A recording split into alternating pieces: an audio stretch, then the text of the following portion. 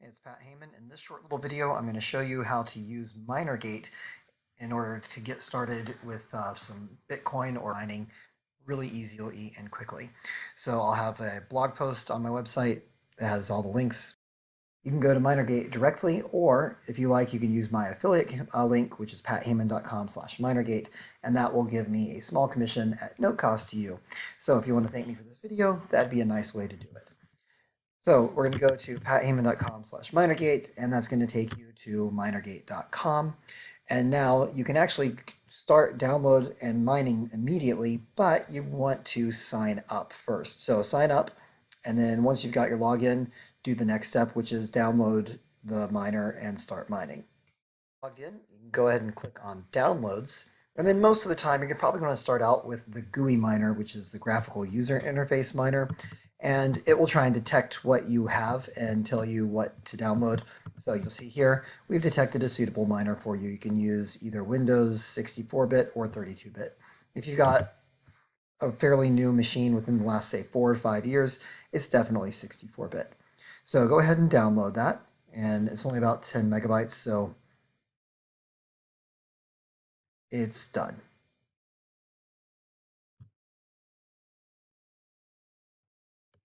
So now we're going to run it, and it will install.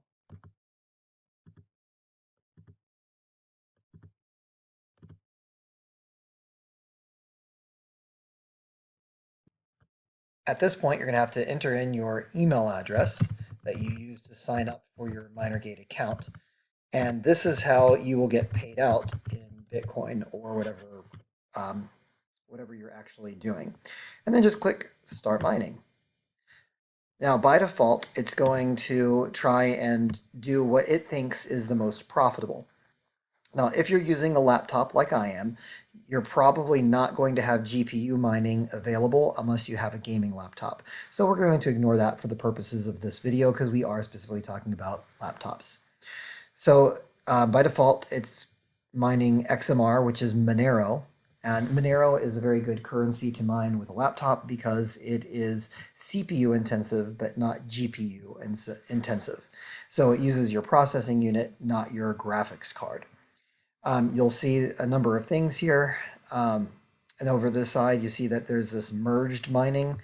By default, it will be mining both whatever your main coin is, and then it will also try and mine this over here, which can mine two different coins at the same time.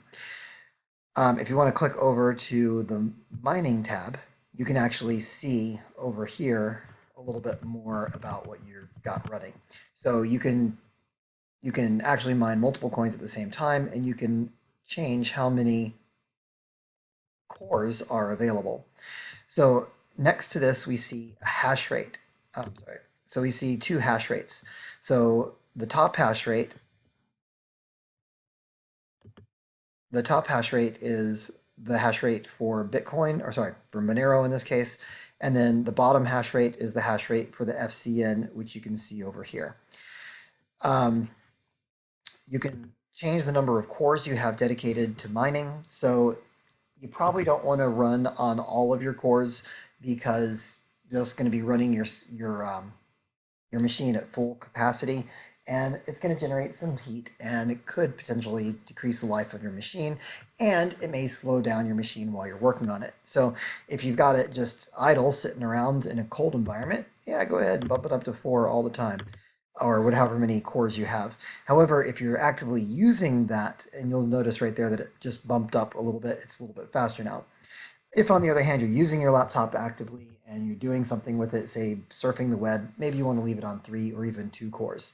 And if you're doing something like Photoshop or video editing, in that case, you probably want even fewer cores being used at that time. That is pretty much it. I just want to show you the dashboard for a moment so you can see what that looks like. So if you go back to the website and then go to your dashboard, this will show you. Right now I'm mining actually 3 currencies because I'm using some other computers to mine, and you can see how much total you've mined at the moment.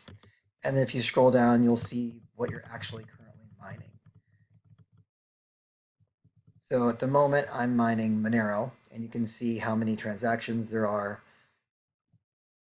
Sometimes the number of active workers doesn't quite work right. And then you can see that I'm also mining Phantom Coin and Dash Coin at the same time, and you can see how many unconfirmed and total mined you have. It takes a couple days for the unconfirmed to become confirmed. Sorry, it can take up to a couple days for the unconfirmed to become confirmed and then deposited to your account. The last question, of course, is what should you be mining? Now, when you first started up, you saw that it automatically started mining what it thinks is the most profitable for you. Um, that may or may not be the actual case based on the difficulty of mining. So another good option besides Monero for a laptop is Eon. Eon is a fork of Monero, and it's designed for mobile devices, and you can actually run it on your phone if you download the MinerGate app on your phone. Um, the nice thing about Eon is that there's not as many people mining it, so it's actually easier to mine than it is to mine Monero. So if you mine Eon, you might want to exchange it for Bitcoin or some other coin of your choice rather than leaving it in Eon, because Eon just isn't a very highly traded coin, and there's no multi-wallets that actually support it. So if you're using something like Jaxx Wallet or Exodus, none of those will support Eon. You've got to use a separate